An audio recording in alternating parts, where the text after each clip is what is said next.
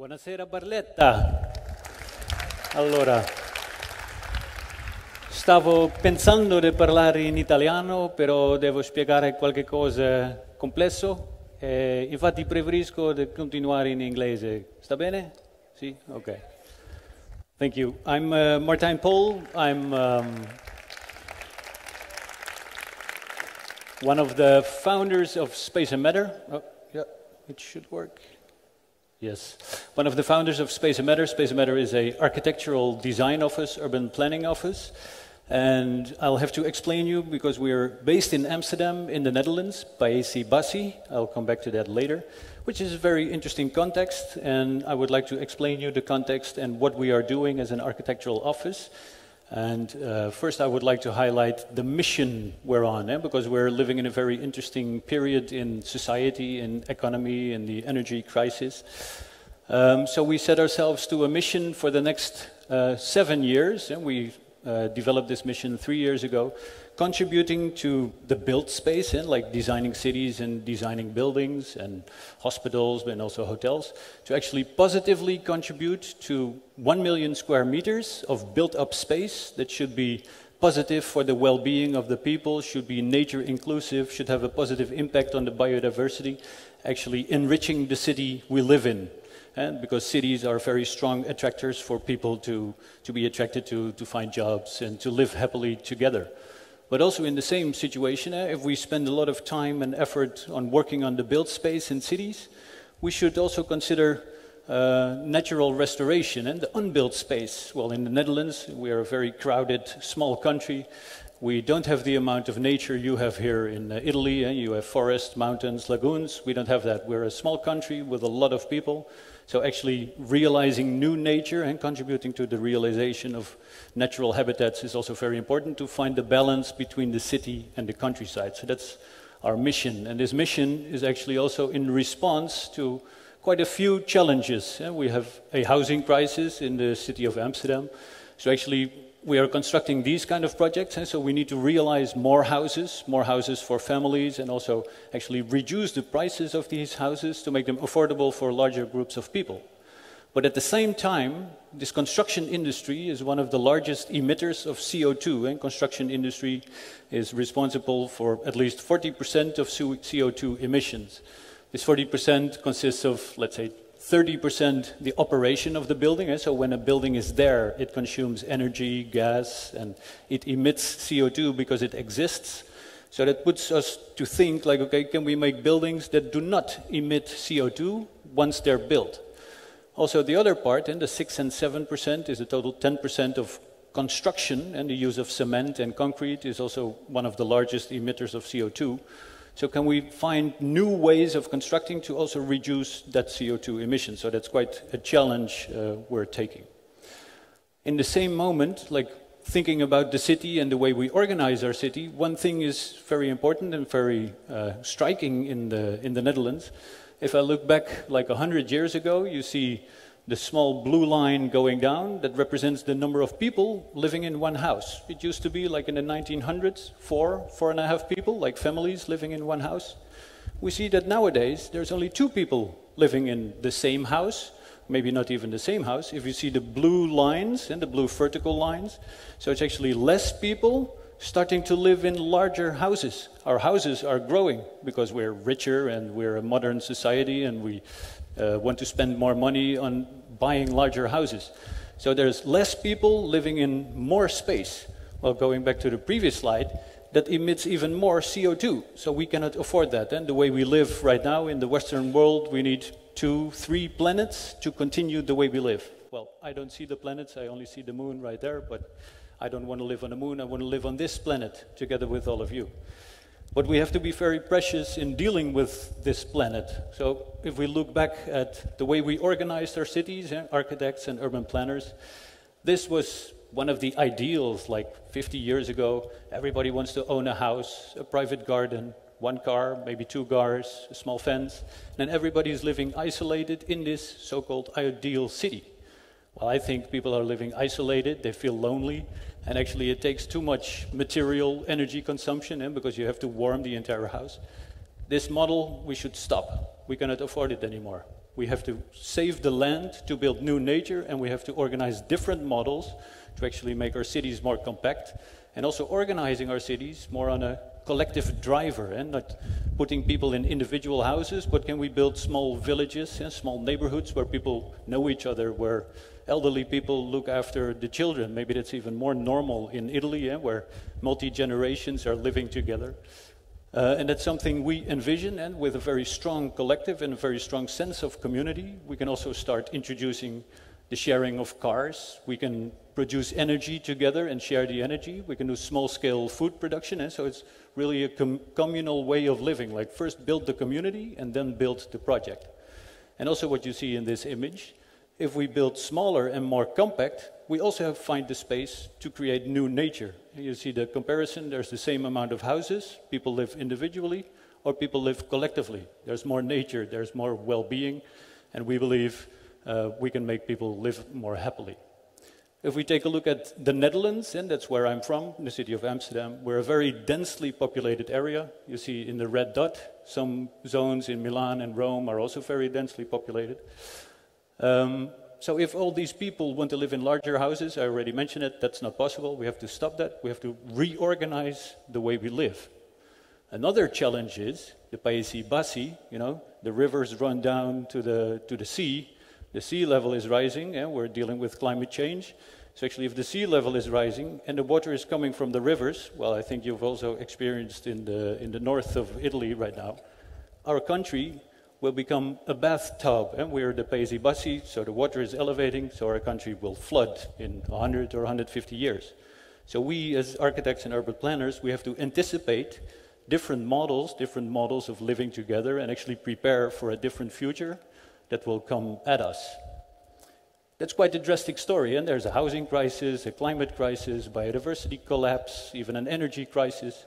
Crisis is good, we have to rethink, reflect, and radically change the way we did the things before, and find new pathways and new perspectives. And that's what I want to explain with one of our, unique projects. It's an Amsterdam-based project, but I think it also has a lot to offer to the world. So let's see if we can create a new beginning. What I already mentioned, then can we start thinking from communities, reconnect people, redevelop a different way of designing architecture and living together in our cities, and actually reconsider the way we build relationships. That's what we did in this project I want to highlight. This is a group of people that we interacted with. I think this project started like 8 years ago. It was one documentary maker and journalist documentary maker that imagined herself to live on the water. And we have lots of houseboats in the city of Amsterdam. I want to live on the water because actually I want to step away from the land, the existing system, and I want to step into an alternative system.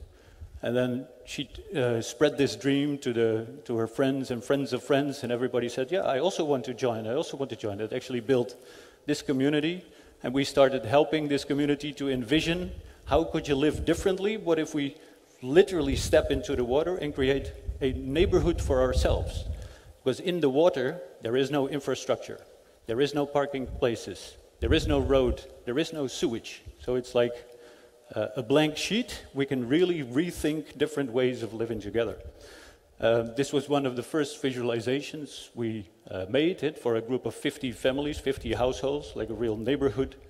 And this image was really our compass, our radar, helping to find the way into an alternative future. Also together with this group we had lots of ambitions, like car sharing and letting go of private car ownership, but actually joining shared electrical mobility. We've installed a smart grid. We're even have a decentralized sewage system. We use bio-based materials in our construction, etc., etc.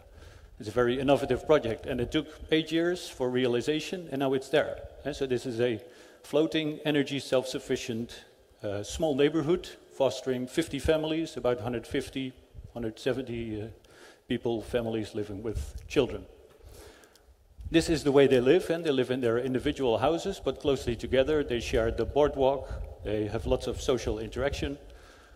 This is the urban plan, and finding the optimum relations, looking at the water, really living in the natural ecosystem, and living on the land is different from living in the water.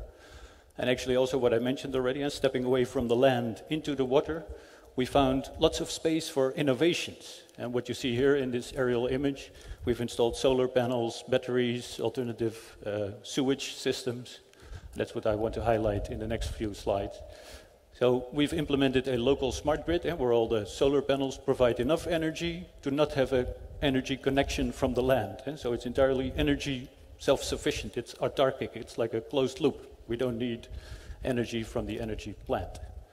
The same is true for the sewage. We don't need a sewage connection from the land because we have a decentralized system, like a small micro biorefinery that's collecting all the black water from your houses, and we generate heat. We give the heat back to the neighborhood, and we clean the water and just have the clean water run into the canal. It's expensive systems, but once it's installed, it's cheaper to operate. So collectively, and how do we imagine this neighborhood to be nature inclusive, to have a positive impact on the water quality, to provide the energy ourselves, to clean our own sewage water, etc. It actually results in lower cost of living, lower cost for mobility, lower cost for energy, and more happiness. And I quantified happiness also to go up 20%, sometimes might be even 30 or 40%, it's subjective. But it's a different way of living, a different way of organizing, and a different way of designing. So learning from this project, how can we take these learnings from this project and actually respond to the housing crisis, energy crisis, climate crisis? We have to think about models that are actually implemented and regenerate by themselves, and they maybe even give more than what they take, instead of consume a lot and not give back, except emitting CO2. So actually what we design in our architectural office is full systems, and we try to design ecosystems, well-balanced technical systems that keep themselves in place and can operate autonomously. Looking back at this floating project, and this is a section, you see the houseboat in the water. We extract the heat from the water, and because the water has a relative constant temperature, you can use cooling in summer and a little bit of heating in winter. We have floating gardens. The floating gardens are water filters. We have a small greenhouse. We do a little bit of food production. So all of this, and like thinking about architecture really as a living system integrated in the natural system you're in. And even the floating foundation, and we have a foundation which functions like a boat, and it floats in the water, and even the underwater surface offers ecosystem restoration effects. And there's the growth of kelp and algae and mussels and oysters. So that's also a very positive side effect, you know, the underwater world. Now what I want to highlight in this project is, what does this project have to offer if we zoom out from the Netherlands? It's a modular, flexible way of urban planning. And we can construct these houses, we can move them here. After 5 years or 10 years, we can move them somewhere else. That's interesting. I'll get back to that. And so it's fast to build, it's instant urbanism, it's healthy, you know, people live here very happily. You have to organize it in a group to reduce cost and increase happiness, what I mentioned already before. So it's clear, by learning from this project, we actually start to believe that water has a lot more to offer. And instead of water being a challenge and offering a lot of danger to the Netherlands, we say we don't run up to the hills, we don't even have hills, because our entire country is very low. So if the water comes, we'll just step into the water and embrace it, make it a strong asset in constructing our country. So on a global level, what we have to offer from the Netherlands perspective, the fact is that actually each week 3 million people move to cities. 90% of these cities are in large coastal areas, and it's mostly urban deltas in the Southeast Asia, in America, San Francisco, Singapore, Hong Kong, etc. Very strong economic centers, but always at the waterfront. So they have the same problem as what we have in the Netherlands. So by 2050, if this continues, there will be 2 billion people vulnerable to flooding. 200 million people will actually live in areas which will be underwater at high tide. Like, wow. The cost of flood damage is predicted to reach eventually $1 trillion annually. Wow, like that's a lot of money. And if we already can anticipate not spending that money on repair works, but actually trying to mitigate by different urban planning and different architectural solutions. That's what we want to offer. the same is true for the Netherlands. Yeah? If we don't act, the Netherlands will also be underwater. It's not just us that believe in water, it's also the World Economic Forum, the United States, the United Nations also framed, okay, this is interesting, and the water has something to offer to the world, especially looking at these larger cities. Let's continue looking at that. And by building neighborhoods that's fully circular and independently operated. So if we know this, then can we rethink, redesign, and actually rebuild the way we look at cities and offer this as a toolbox. And it's not just us realizing these residential buildings. In New York, there's a floating pool to be realized. There's the Billion Oyster Project, and that restore lots of oysters in the Hudson River. In the city of Rotterdam, we have a floating farm, and there's cows that produce milk, and we produce cheese in the city, on the water, on a floating farm. There's even a floating greenhouse. So if I consider these units to be collectively joined in a neighborhood, we can add houses, we can add schools, we can add restaurants. That's a total different way of living together in the natural ecosystem. So learning from this project and looking at what other architects have already realized, we can collect all this knowledge and actually scale up. How do we do that? Where do we look at? If you Google and you look for floating cities, you find these kind of images. But it's in the middle of the ocean. I don't want to live in the middle of the ocean, you know. Where is the school? Where is the supermarket? I don't believe in these kind of top-down visions. It's a nice image, but it doesn't function. So we have to look at the cities, at the existing cities. That's where the economic centers are, that's where the hospitals are, that's where the schools are. And there's lots of opportunities. And we see marinas, we see deltas, we see bays, we see urban waterfronts. Even here in Barletta, I'm not sure, there's more than enough space, but Hong Kong, Singapore, San Francisco, where space is really under pressure, that's where we can offer a step into the water. So we see floating developments as an extension of the urban experience, not in the middle of the ocean, but expand the city into the water. We can do it on a small scale, medium scale, and really neighborhood or city scale. Different typologies, and residential, even student housing, starter housing, more affordable. Also schools and restaurants can be added. And as such, it's very rapid to implement, and we can change after 5 or 10 years. And it's something we've never imagined as architects, urban planners, that we can realize something that once it is in place, but you can still change it, you can still adapt it. And normally a building architecture is very slow, monumental, historical. But what if we really imagine this having something to offer to the world that is a very rapid response system? That's what I want to show in the last slide. This was the moment the Amsterdam project was realized.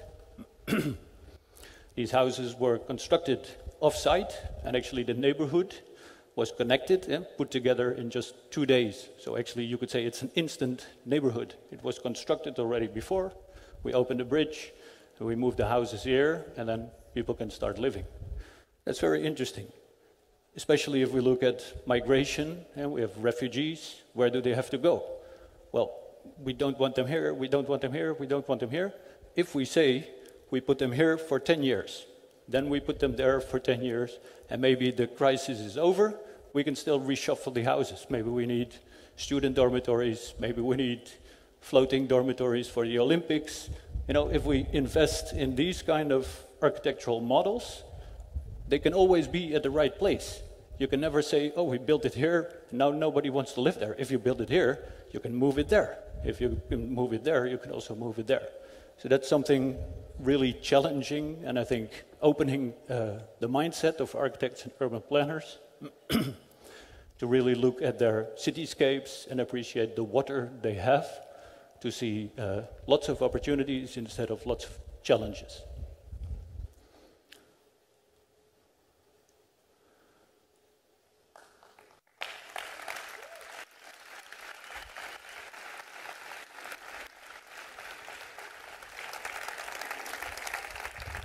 Thank you.